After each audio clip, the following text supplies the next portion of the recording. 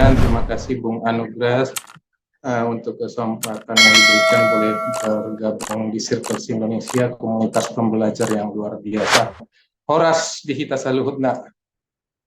Assalamualaikum warahmatullahi wabarakatuh. Salam sejahtera. Salam Om Swastiastu. Namo Buddhaya. Salam kebajikan bagi kita semua. Izinkan kami hari ini sharing bagaimana mengenal budaya Batak, karena yang kami lihat bahwa banyak kaum milenial sekarang ya sudah mulai meninggalkan budayanya menuju budaya global, dan ternyata banyak hal banyak yang luar biasa kalau kita menggali budaya dari kita sendiri. Izinkan saya sudah bisa mulai ya. Bisa. Dalam hal ini kami dari KPKNL Jakarta 4 memberikan bagaimana kita menjadi perekat budaya ya, jadi perekat kebangsaan, menjadi karib antar suku karena antar budaya, karena dengan demikian kita membangun keindonesiaan kita.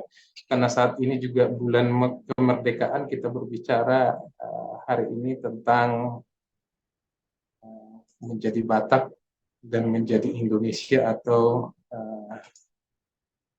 yang kami sebutkan dengan Batak dalam keindonesiaan.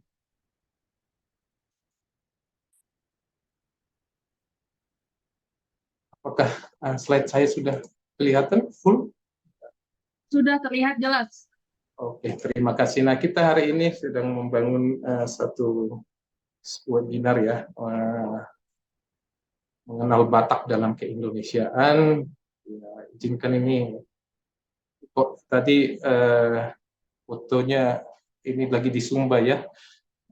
Kata Bunga, aku tadi Sumba itu Sumatera Barat, bukan Sumba ya, Sumba di NTT. Ini foto saya. Oke. Saya sampaikan salam Batak. Horas menjua-jua, jua-jua ya hubu. Salam dari Nias ya.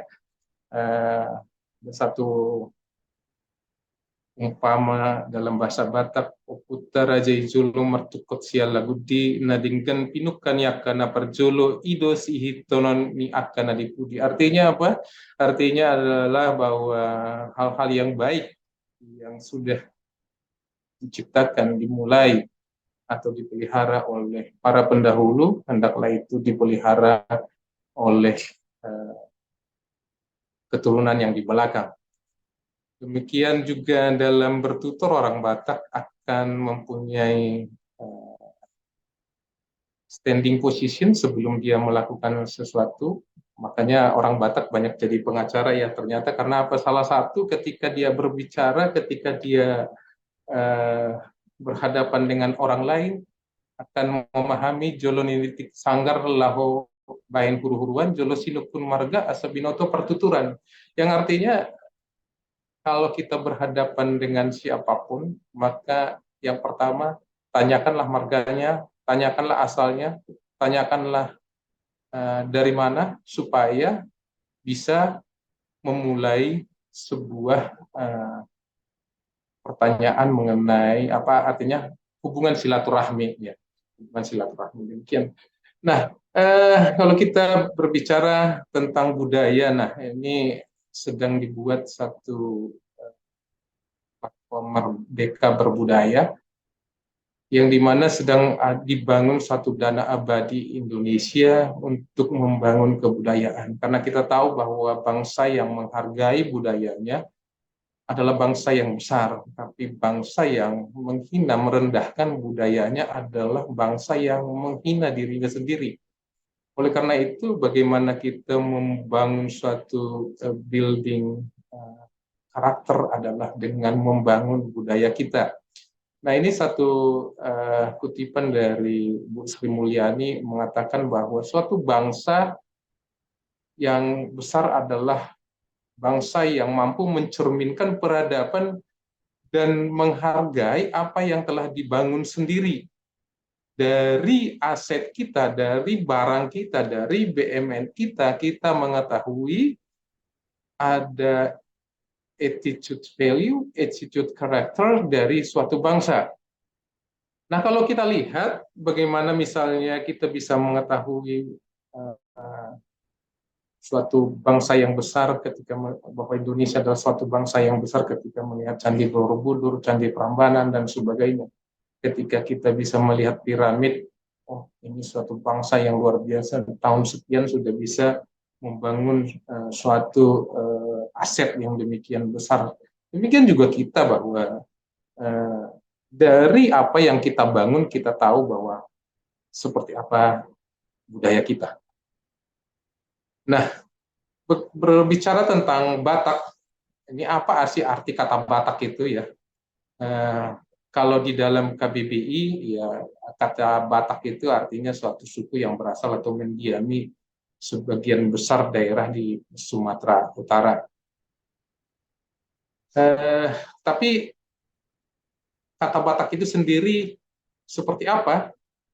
Ini ada satu penulis Jaindar Muda mengatakan dalam bukunya Riwayat Pulau Sumatera, adapun bangsa yang menduduki residensi Tapanuli itu adalah suatu Batak, bangsa Batak yang artinya orang yang pandai berkuda.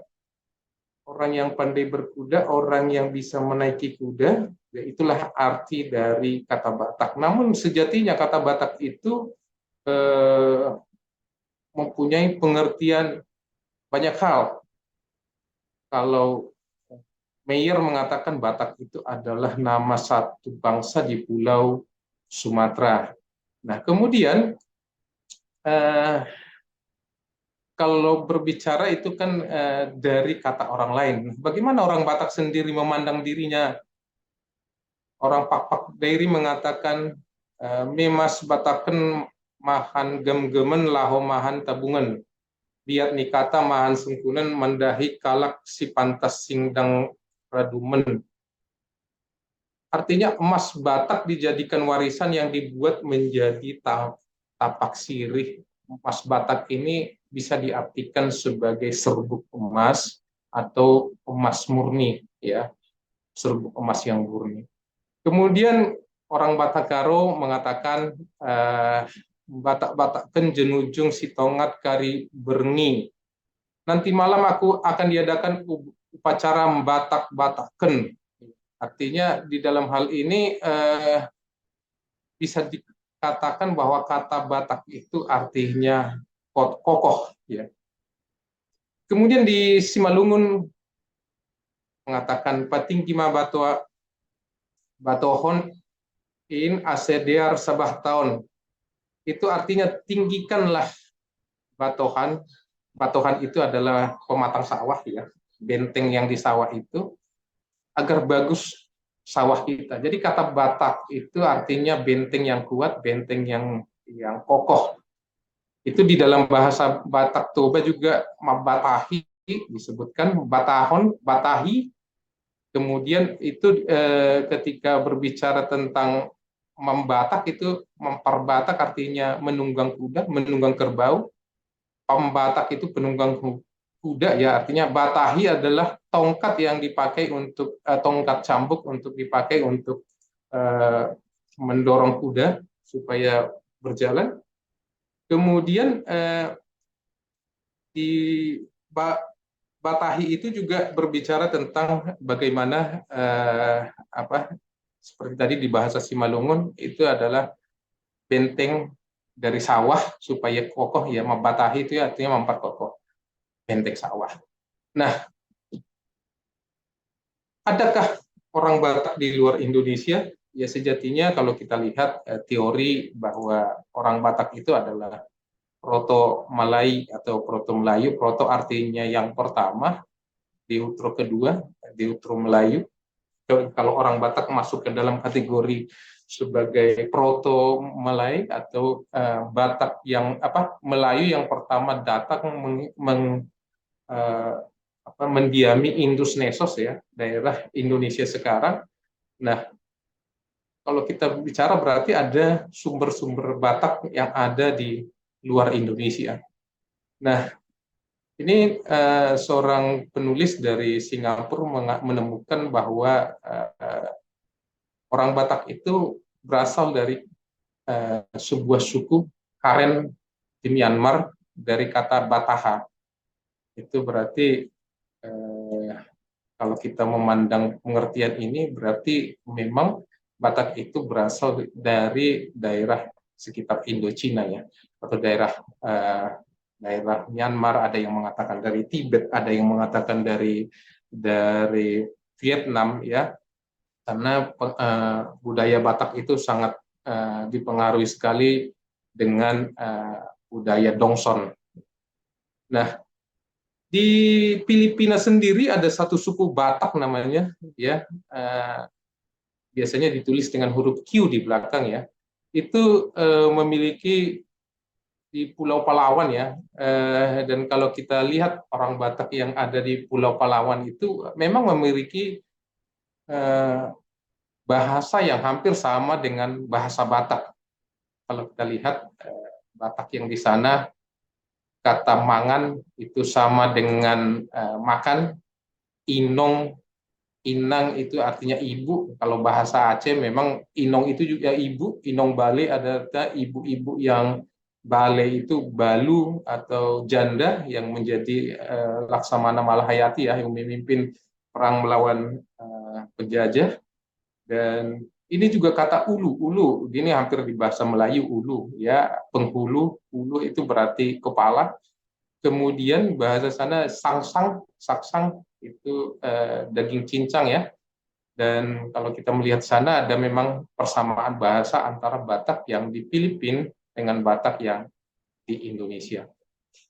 Kemudian ada satu kota Batak di Bulgaria, namun itu saya nggak tahu ceritanya bagaimana. Ternyata orang Bulgaria bisa mempunyai kata Batak sebagai satu kota di daerah Bulgaria. Nah, kalau kita lihat ini budaya Batak itu terdiri dari beberapa subetnis yang kalau kita lihat sini ada Toba, Angkola, Mandailing, Simalungun, Pakpak, dan Karo. Ini contoh rumah adatnya. Dan kalau kita lihat bahwa dominan itu motifnya akan selalu merah, putih, dan hitam. Itu memang pengaruh dari budaya India. Kalau di Bali kita mengenal kalau pakai pakai apa namanya gelang dari benang itu menggunakan tridatu ya. Itu sebenarnya melambangkan bagaimana tiga dewa ya. Dan di dalam budaya Batak juga masuk itu warna merah, warna putih, dan warna hitam. Itu akibat dari pengaruh budaya India. Hanya saja kalau kita melihat di sini banyak filosofi yang terkandung di dalam rumah adat Batak. Misalnya kalau kita lihat rumah adat Toba itu, maka itu kan atapnya berbentuk lancip, maka atap yang di belakang biasanya mempunyai ketinggiannya lebih tinggi daripada atap yang di depan. Karena filosofinya bagi orang Batak, dia akan mengharapkan keturunan yang kemudian yang lahir di rumah itu akan mempunyai kelebihan, akan meningkat lebih daripada keturunan yang terdahulu. Jadi dalam filosofi orang Batak di dalam rumahnya pun sudah ditanamkan bahwa keturunan itu harus lebih baik daripada pendahulunya.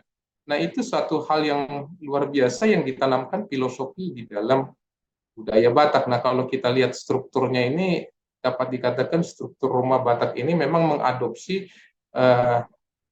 arsitektur di mana menghindari, karena ini daerah ring of fire, daerah goncangan di mana sering terjadi gempa. Nah, makanya orang Batak membangun rumahnya itu harus banyak tiang dan ketika terjadi goncangan rumahnya tidak bergeser. Namun kalau kita berbicara bagaimana membangun rumah, maka banyak hal yang menyeramkan yang mungkin kita akan dengarkan. Karena bagi rumah Batak itu pada waktu dia akan meletakkan, kalau kita lihat di situ ada tiang-tiang kayu yang besar, dulunya itu yang sering kami dengar adalah bahwa fondasinya itu biasanya ada yang merupakan tengkorak kepala manusia. Jadi biasanya dipakai untuk anti sihir, sebagai anti guna-guna supaya tidak menyerang ke dalam rumah. Dan biasanya itu kepala siapa? Kepala orang yang dikalahkan, kepala budak, atau kepala dari orang-orang yang ditaklukkan akan dipotong, kemudian kepalanya menjadi fondasi di bawah batu, di bawah jejak. Setelah itu ditaruh batu, kemudian didirikanlah tiang-tiang rumah itu. Dan umumnya sebagaimana kalau saya katakan bahwa sangat ekologis, karena apa? Atapnya terbuat dari ijuk. Kalau di Bali, atap itu pura dibuat dari ijuk, itu hanya dihususkan untuk menyembah para dewa. Nah, bagi orang Batak ini dipakai sebagai menudungi manusia, karena ini satu hal, atapnya ini menghindari kalau panas terlalu terik, maka di bawah itu akan menjadi adem, dan kalau hujan lebih hangat di bawah. Dan satu hal lagi, bahwa di zaman peperangan dulu, bahwa antar kampung itu sering terjadi perang. Salah satunya adalah kalau terjadi hujan, maka bunyi hujan itu tidak begitu terdengar, tidak terdengar, sehingga yang di dalam rumah bisa mawas mendengar apakah ada musuh atau ada orang yang mencoba masuk ke dalam rumah. Nah, kalau kita lihat pintunya, biasanya yang lebih kuno ya Bataknya akan masuk dari dalam rumah, dari kolong rumah ya. Dan misalnya kalau Batak Angkola dan Batak Mandailing sudah lebih banyak membuka diri, maka pintunya itu lebih banyak dari depan. Tapi kalau Batak yang di pegunungan, yang di pedalaman, tangga rumahnya itu dari kolong masuk. Itu memaksa orang untuk menunduk sebenarnya, artinya menghormati secara tidak sadar tuan rumah, bahwa ketika dia masuk rumah dia harus menunduk. Seperti begitu filosofinya ya. Artinya bahwa penguasa rumah itu adalah sesuatu raja, sesuatu tuan, sesuatu pimpinan yang harus dihormati. Nah, kalau kita lihat pakaiannya ini Ibu Presiden ya menggunakan beberapa tahun yang lalu menggunakan ulos Simalungun ya sebagai pakaiannya. Kemudian Raditya Dika ini memakai baju akkolat yang di kepalanya dikenal dengan nama bulang-bulang ya. Dan ini Pak Presiden pakai baju toba ya, itu ada ulos ragi hidup. Ragi hidup ini dikenakan oleh raja-raja dan terutama orang yang sudah tua yang mempunyai keturunan lengkap. Jadi kalau orang yang dari ulos yang dia pakai, kita tahu siapa dia. Ya, jadi kalau dia misalnya adalah tuan rumah, maka dia dan sudah mempunyai anak-anaknya, sudah menikah, sudah bercucu, maka dia harus memakai ulos ragi hotang. Ya. Nah, kalau kita lihat Pak Joko ini memegang satu tongkat, itu dalam budaya Batak disebut dengan tunggal panaluan. Tunggal itu artinya satu, panaluan itu mengalahkan. Jadi ada filosofi di situ bahwa tongkatnya itu harus bersatu untuk mengalahkan musuh. Biasanya zaman dulu itu bahkan kepalanya itu merupakan ada yang dikatakan bisa dari ijuk atau melambangkan bahwa sesuatu wajah manusia, menggambarkan wajah manusia yang mengalahkan musuh-musuhnya ketika mereka bertempur. Nah, ini adalah contoh pakaian dari orang Batak, dan orang Batak sendiri ternyata dari beberapa sub etnis itu memiliki berbeda pakaian. Nah, ternyata kalau dilihat ulos tadi, ada yang menyimpulkan bahwa ada beberapa suku yang memiliki pakaian yang sama dengan orang Batak, yaitu suku Mate di India, kemudian Koireng kemudian suku Monsang di India ini daerah, kemudian Mizo ini daerah Mizoram ya, itu antara perbatasan Myanmar dengan India di daerah Assam sana, ada daerah di situ negara bagian Mizoram dan sebagainya. Itu pakaiannya memang mirip dengan pakaian orang Batak ya. Kemudian juga Batak yang di Filipina ada sedikit persamaan pakaiannya, tapi kalau saya baca dalam beberapa literatur bahwa malah itu menjadi suku-suku terluar ya bagi di Batak yang ada di Filipina.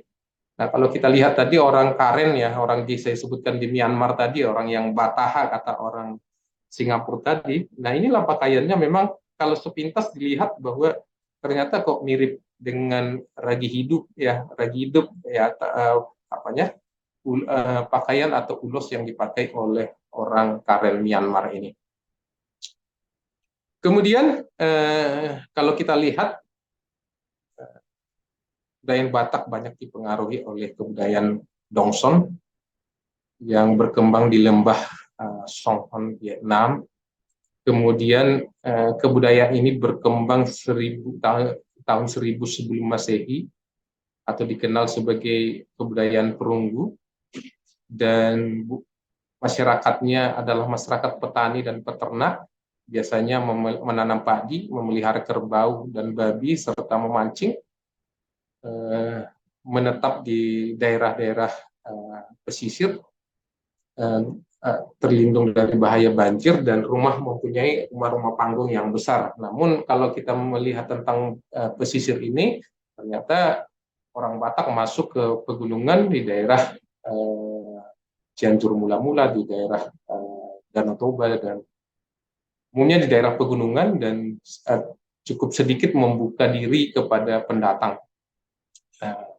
Itu ternyata kalau kita lihat bahwa orang Batak itu ternyata dahulu banyak berperang dengan intruder dari luar, sehingga mereka harus menahan diri masuk ke dalam pegunungan-pegunungan untuk memperbanyak atau saya katakan berkembang biak supaya jumlahnya lebih besar, sehingga mempunyai sumber daya ketika menjadi tentara untuk berperang melawan musuh-musuh yang akan datang masuk dari daerah-daerah pesisir.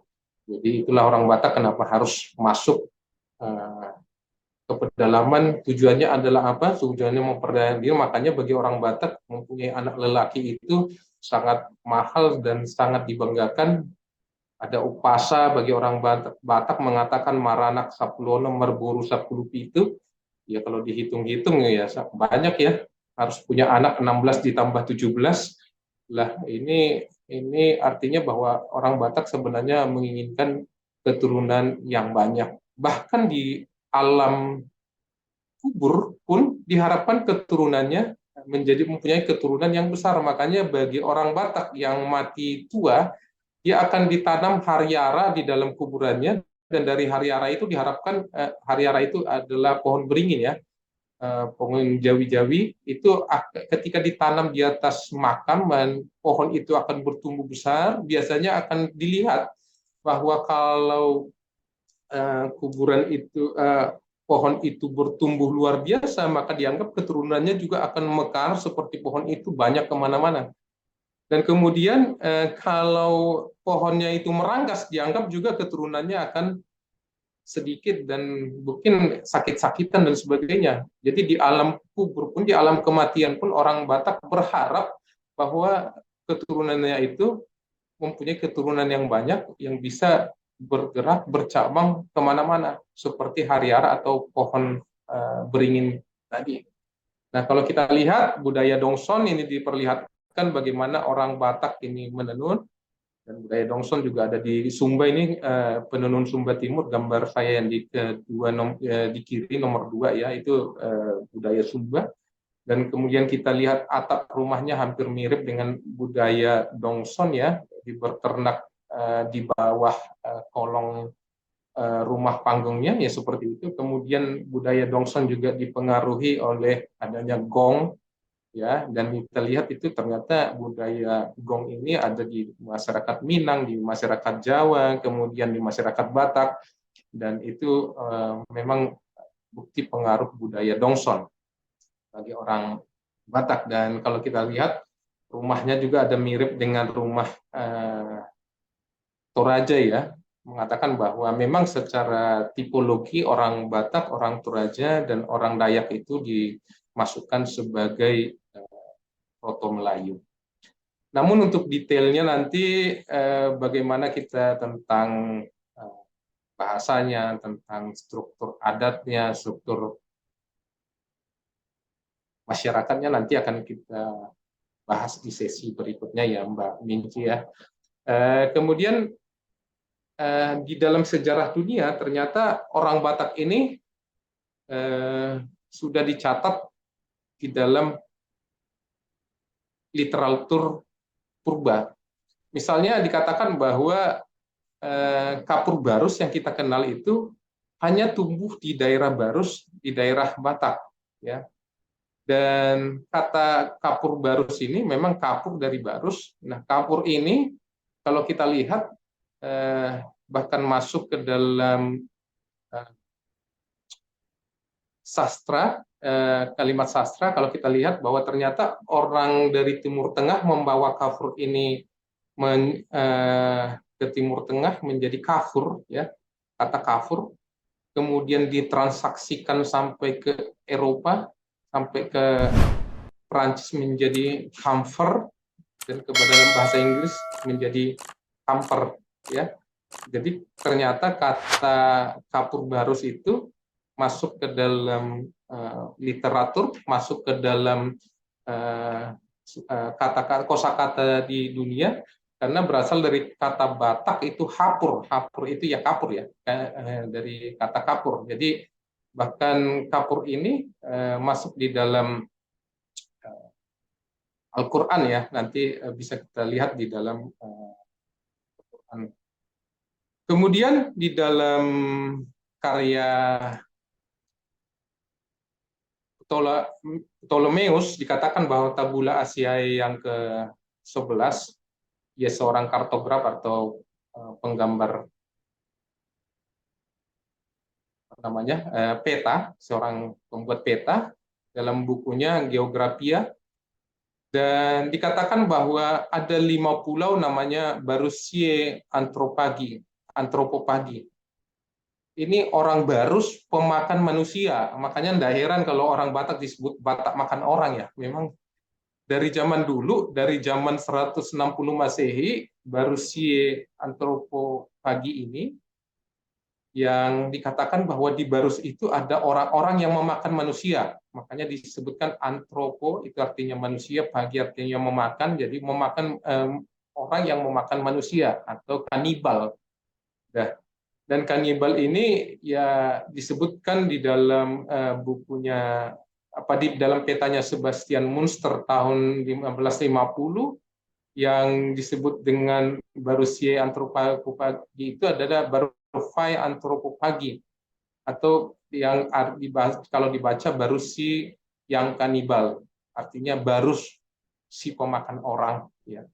Dan ternyata penjelajah Portugis Tom Pires pada abad ke-16 mencatat bahwa Baros, kerajaan yang sungguh kaya, yang disebut juga Pancur atau Pansur dalam bahasa Batak, ada kampung saya namanya Pansur Napitu ya. Jadi Pansur yang 7. Jadi namanya kampung Pansur itu sudah menjadi sumber pancuran dalam bahasa Melayu, bahasa Indonesia ya. Sementara itu Diogo Pacheco mengatakan bahwa kapal-kapal asal Cambai atau Gujarat ya, Mumbai atau Bombay ya, sampai ke ujung Sumatera yang sedang berlabuh di Barus tahun 1521, dan mencatat bahwa kerajaan ini sungguh kaya ya, sungguh kaya. Dan juga penjelajah Cina menyebutkan namanya polusi. Poli artinya merujuk negeri asal Kamper. Profesor Rusmin Tumanggur, antropolog asal Universitas Islam Negeri Syarif Hidayatullah, mengatakan bahwa pengaruh Cina di dalam budaya Barus juga mungkin sudah ada sebelum abad ke-6. Karena adanya mantra di dalam budaya Barus, di budaya Batak yang dimulai dengan kata Hong dan diakhiri dengan Hah yang dipengaruhi oleh penutur kepercayaan asal Tiongkok. Bahkan menurut Profesor Rusmin mengatakan ajaran Yahudi juga pernah hidup di Barus dalam yang terbukti dari teks mantra atau jampi yang digunakan dukun untuk mengusir begu hantu atau ataupun penyakit, namanya mantra itu Ben Somer lah Ben Rahaman Ben Rahamin. Ben itu kan bin atau ben dalam bahasa Ibrani ya, anak, artinya yang ini bahasa Ibrani, bahasa sudah dimasukkan ke dalam mantra-mantranya orang Batak yang disebut dari Sipele Sumangot. Sipele Sumangot, Sumangot itu artinya roh nenek moyang. Dan kalau kita lihat bahwa ternyata di mana sih negeri Barus itu, bisa kita katakan kalau di dalam Alkitab bahwa salah satu persembahan yang dibawa kepada bayi Isa Al-Masih atau bayi Yesus adalah kemenyan. Dan salah satu kemenyan itu juga ternyata ditanam di Barus.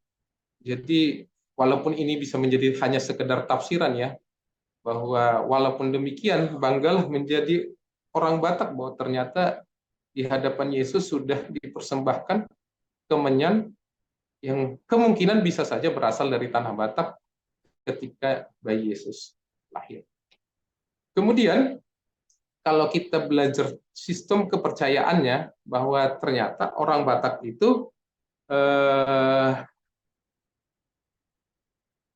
awalnya sebagai menjadi sesembahan itu adalah mula jadi nabolon kalau dalam bahasa dalam ilmu yang kita kenal kausa prima, penyebab yang besar ya. Penyebab yang besar, penyebab yang akbar itu adalah Tuhannya orang Batak.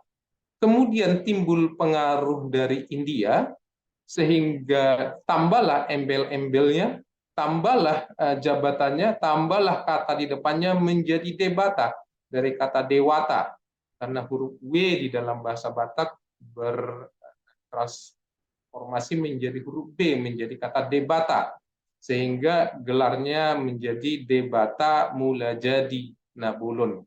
Jadi awalnya adalah Mula Jadi Nabulun, ketika terpengaruh dengan budaya Hindia, agama Hindu, maka gelarnya diberikan menjadi Debata. Dan itu juga sehingga di dalam budaya Batak mengenal 7 dewa, dan tidak sebanyak di agama Hindu, tapi ada pengaruh Hindu di dalam budaya Batak. Dan di dalam budaya Batak itu bahwa penciptaan manusia itu awalnya adalah dari si ihat manusia yang kemudian menjadi sumber awal dari silsilah marga-marga Batak. Nanti mungkin di sesi yang berikutnya kita belajar tentang itu.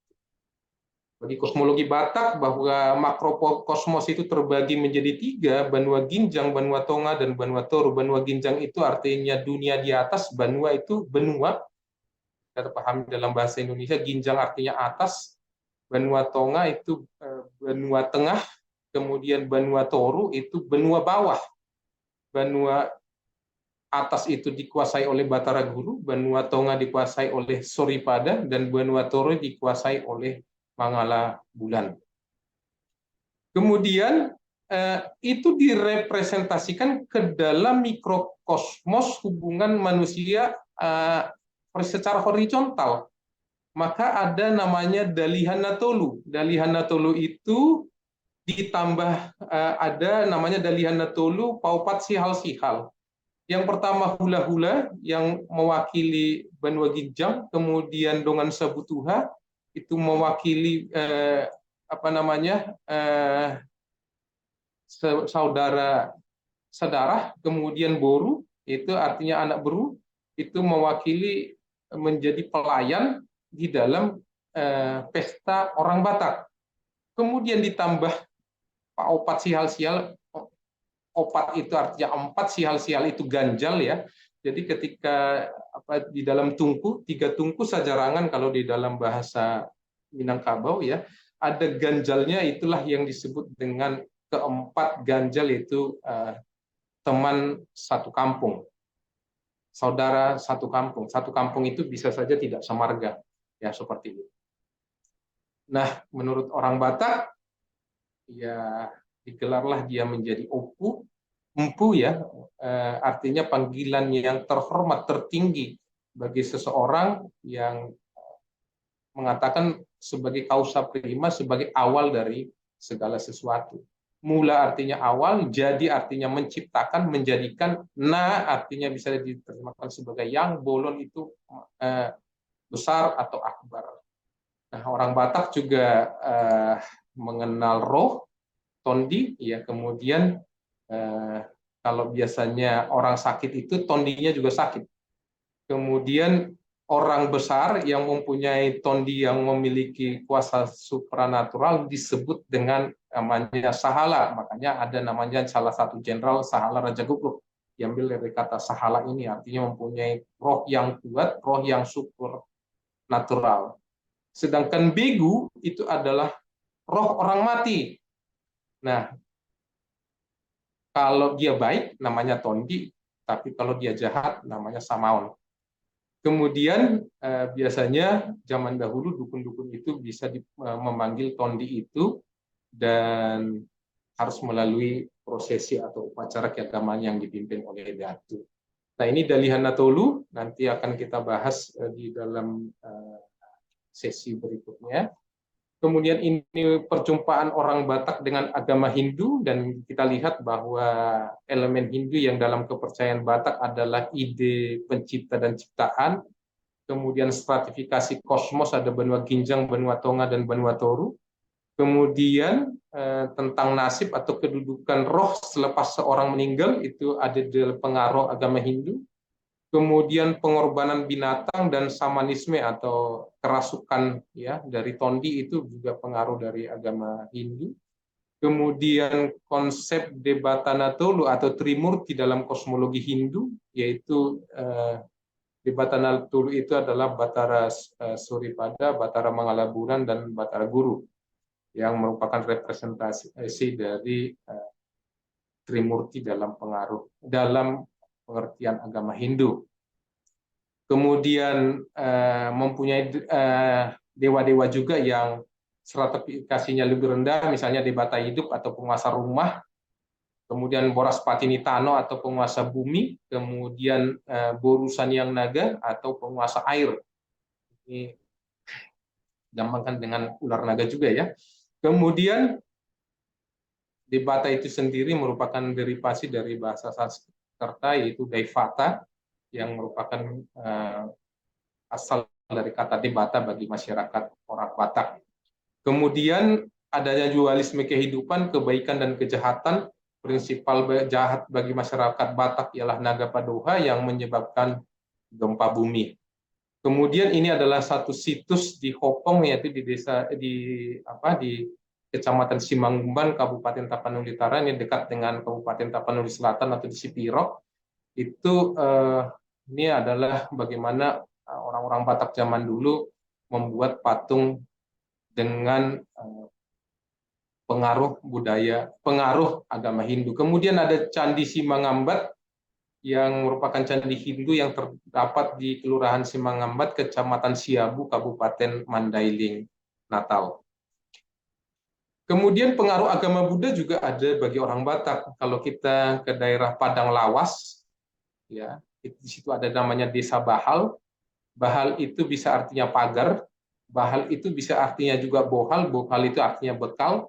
Kecamatan Portiwi, Portiwi berasal dari kata Sanskerta pertiwi, ya, dari kata pertiwi, Portiwi bahasa Batak, di Kabupaten Padang Lawas Utara. Candi ini merupakan candi Buddha aliran Vajrayana sekitar abad 11, yang di sana ada kerajaan Panai. Makanya kalau kita kata Panai ini, Pane ya, dalam bahasa Batak, makanya ada marga Armin Pane, Sitorus Pane ya. Itu ada marga Pane itu kemungkinan bisa dari kerajaan Panai ini juga ya pengaruhnya ya. Dan kita ketahui bahwa orang-orang Panai ini menjadi orang-orang yang hebat juga. Nah, di situ disebutkan adanya rupa-rupa penari memakai topeng hewani seperti yang di Tibet. Nama Pertiwi sendiri ini harusnya menjadi pengaruh dari budaya atau agama Hindu, berasal dari kata Pertiwi. Kemudian dengan agama Islam, ya kalau kita lihat disebutkan Aceh itu Serambi Mekah, ya. Ya, ternyata kalau kita lihat sebenarnya yang jejak Islam yang pertama sekali di Indonesia itu ada di Tanah Batak, yaitu di daerah Barus, dengan dibuktikan adanya di sana makam Muslim di daerah Ait Daka, Kecamatan Barus, Kabupaten Tapanuli Tengah, Provinsi Sumatera Utara. Makam ini bertarik 48 Hijriah atau 50, hampir setengah abad setelah Nabi Muhammad ya, dan atau bertarik 661 Masehi.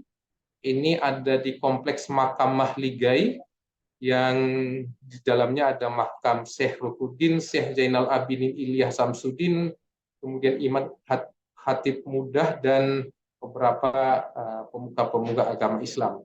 Kemudian ada juga makam Mahligai di Desa Pananggahan Barus Utara di Tapanuli Tengah. Dalam hikayat Raja Pasai dan sejarah Melayu dikatakan bahwa nama Fansur itu kemungkinan berasal dari kata pancur, dari yang di Barus. Makanya di dalam di budaya Aceh, mohon maaf, ada satu ulama Aceh yang terkenal bernama Hamzah Al-Pansuri. Itu adalah orang Batak yang mengislamkan sebagian daerah Aceh, itu karena berasal dari negeri Pansur atau dari negeri Barus. Dan tadi saya mengutip dari Profesor Rusmintu Manggor, di surat Al-Insan ayat 5 dikatakan bahwa kata Hapur Barus itu sudah masuk ke dalam Al-Quran. Oleh karena itu ada sumbangan bahasa Melayu atau sumbangan bahasa Batak di dalam ayat Al-Quran. Kemudian yang saya katakan tadi, Hamzah Al-Pansuri ini lahir di Barus Tapanuli Tengah di negeri Pansur. Beliau ini mendapat anugerah Bintang Budaya Parama Dharma 12 Agustus 2013 yang diberikan oleh Bapak SBY, Presiden. Kemudian ini disebut sebagai penyair dengan berima AA dan syair-syairnya cukup terkenal. Salah satu misalnya, wahai muda kenali dirimu, ialah perahu tamsil tubuhmu, tiadalah berapa lama hidupmu ke akhirat juga kekal diammu. Hai muda arif budiman, hasilkan kemudi dengan pedoman alat perahumu jua kerjakan, itulah jalan membetuli insan. Wujud Allah di nama perahunya, ilmu Allah nama kurungnya, iman Allah nama kemudinya, yakin akan Allah nama pawangnya. Tuntuti ilmu jangan kepalang, di dalam kubur terbaring seorang. Mungkar wa nakir kesana datang, menanyakan jika engkau ada sembahyang. Mungkar wa nakir bukan kepalang, suaranya merdu bertambah garang, tongkatnya besar terlalu panjang, cambuknya banyak tiada terbilang. Kenal dirimu hai anak Adam, tatkala di dunia terangnya alam, sekarang dikubur tempatmu kelam. Ya adalah berbeda siang dan malam. Nah, itu terkait perjumpaan orang Batak dengan Islam. Nah, sekarang perjumpaan orang Batak dengan Kristen. Ilmuwan Islam bernama Syekh Abu Salih Al-Armini yang menulis ensiklopedi berjudul Tadakur Fiha Akbar min Hanais wa Al-Adyar min Nawain Misri wal Istakaihu. Mohon maaf kalau saya kurang pintar berbahasa Arab ya, tapi ini adalah karya ensiklopedi Islam yang berisi daftar gereja dan pertapaan Mesir di wilayah timur. disebutkan bahwa di negeri Pansur terdapat asal namanya Kamper atau tadi Kapur Barus itu ya, terdapat sekelompok masyarakat Nestorian dengan sebuah gereja yang dipersembahkan kepada Maria. Kemudian di dalam bukunya karyanya Dr. Ikhwan Ashari menyatakan bahwa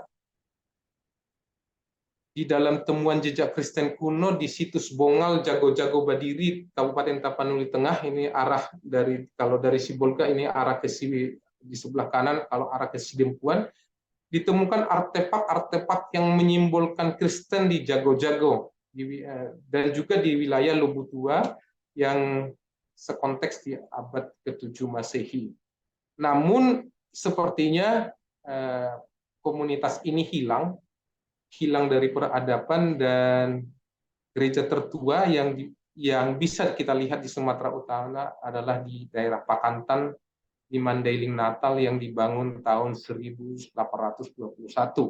Ini GKP Pakantan di gambar saya yang kanan bawah. Kemudian ini ada prasasti Lubu Tua yang prasasti ini sekarang ada di Museum Indonesia ya.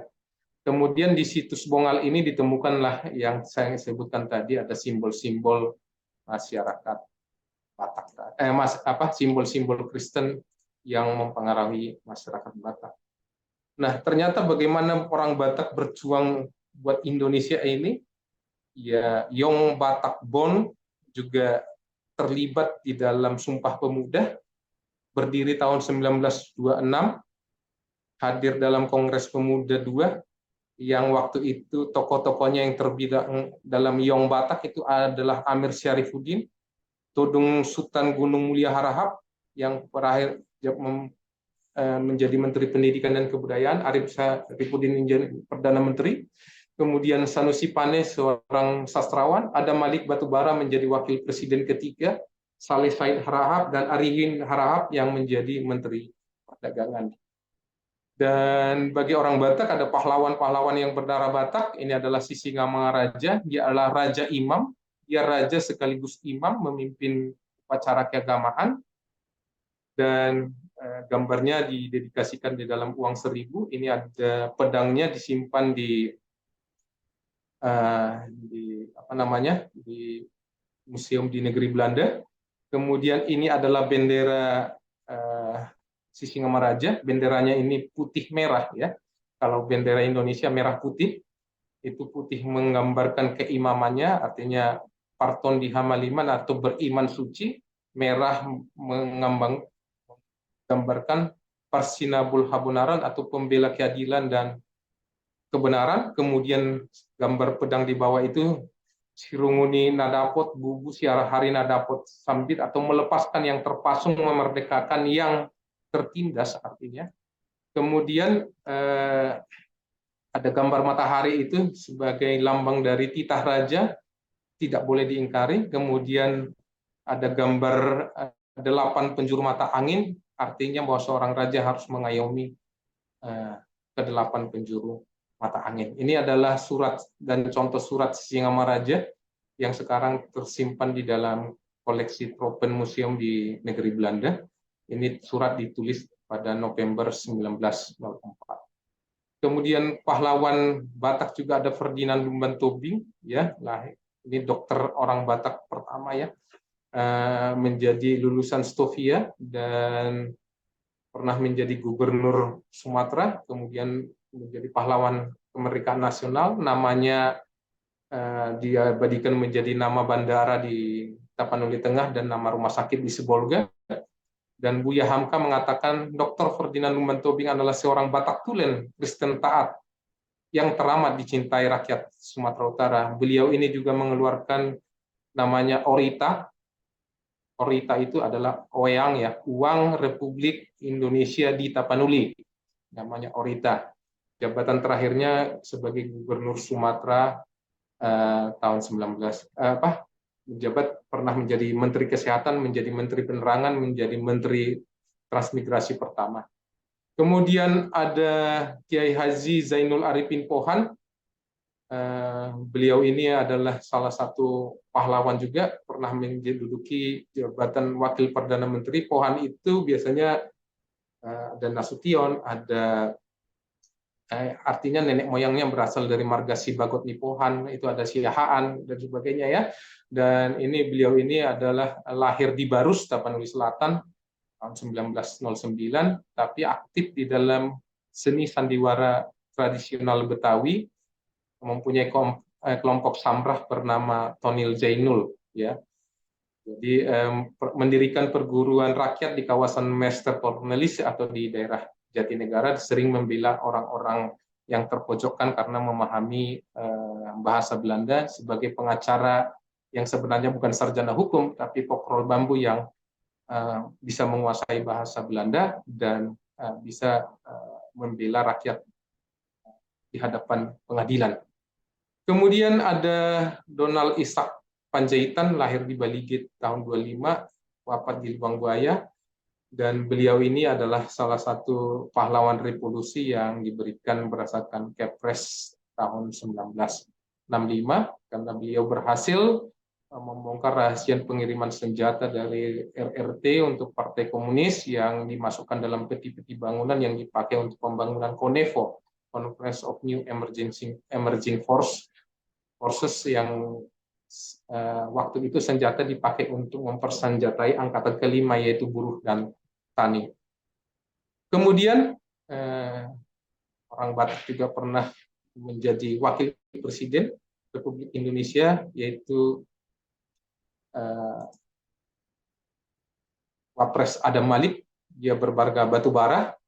Dia lahir di Pematang Siantar tahun 17. Dia sekolah di Siantar, kemudian kemudian melanjutkan Madrasah Sumatera Tawalib di Parabek di Bukit Tinggi bersama Sumanang, Sipahutar, Armin Pane, Abdul Hakim, mendirikan kantor berita Antara dan menjadi orang Indonesia dan yang pertama dan sampai sekarang menjadi satu-satunya yang pernah menjadi ketua Majelis Umum PBB, yaitu menjadi ketua Majelis Umum PBB yang ke-26. Kemudian ada Jenderal Nasution, jenderal yang luar biasa ya, yang mendapat bintang 5. Jadi orang Batak yang dapat bintang 5 ya beliau ini, Nasution, yang jabatannya luar biasa ya, dan dimakamkan di Taman Makam Pahlawan Kalibata. Karyanya salah satunya adalah bukunya Fundamentals of Guerrilla Warfare yang diterjemahkan dan menjadi buku wajib untuk ilmu militer. Kemudian ada TB Simatupang, Tahi Bonar Simatupang, yang jalannya terkenal di Jakarta Selatan ya. Lahir di Sidikalang, sekolah di Siborong-Borong, Tarutung, dan di Batavia. Kemudian setelah mengundurkan diri dari dunia militer, aktif di organisasi gereja, bahkan sampai ke level gereja-gereja sedunia. Kemudian ada dari Tanah Karo, Kiras Bangun, atau dikenal juga dengan Garamata, yang berasal dari Tanah Karo di Desa Batu Karang, Kecamatan Payung, Kabupaten Karo. Karena pada masa mudanya dia mampu bertarung dari desa ke desa, kemudian berapa kali terlibat dalam pertempuran dengan Belanda di Tanah Karo sejak tahun 1905. Kemudian Jamin Ginting juga dari Tanah Karo, yang kalau katanya bagi orang Sumatera Utara paham sekali bahwa jalan terpanjang di Indonesia yang ada namanya adalah Jalan Jamin Ginting, itu karena jalan itu panjangnya dari kota Medan sampai ke Kabanjahe. Bisa dihitung panjangnya berapa kilometer, itulah namanya Jalan Jamin Ginting. Jadi jalan yang punya nama terpanjang di Indonesia adalah Jalan Jamin Ginting. Kemudian ada Mr. Sultan Amin Nasution. Beliau itu menduduki jabatan terakhir sebagai gubernur Gubernur Riau yang pertama yang berkedudukan di Tanjung Pinang. Lahir di Aceh dan orang tuanya seorang jaksa, dan kemudian menjadi hakim ya. Kemudian beliau menjadi gubernur di Beliau yang pertama sekali. Kemudian Lafran Pane ini menjadi pahlawan nasional tahun 2000, menjadi pahlawan nasional pada tahun 2017, dan beliau ini adalah salah satu terlibat dalam pembentukan Ikatan Sarjana Muslimin Indonesia, pelopor terbentuknya Fakultas Keguruan dan Ilmu Pendidikan FKIP UGM, dan yang turut memenuhi kebutuhan guru dan pendidikan dasar untuk Indonesia. Demikian mungkin yang bisa kita ketahui tentang sebagian ya di sesi pertama ini tentang budaya Batak. Akhir kata saya mengucapkan horas mejuah-juah juah-juah yahobu pelonungun ahoy ini salam yang wajib diucapkan di Sumatera Utara, karena Sumatera Utara itu juga representasi banyaknya suku-suku. Pelonungun itu kan dari bahasa Jawa, karena ternyata penduduk Sumatera juga banyak dari Jawa, terutama mohon maaf kalau sebut Jawa kontrak, karena dulu menjadi tenaga kerja buruh yang didatangkan untuk membuka kebun-kebun sawit, kebun tembakau, dan kebun tebu, kebun coklat, kebun karet di Sumatera Utara ketika Sultan Delhi, Sultan Langkat, Sultan Serdang memberikan memberikan izin kepada pemerintah Hindia Belanda, pengusaha-pengusaha Hindia Belanda membangun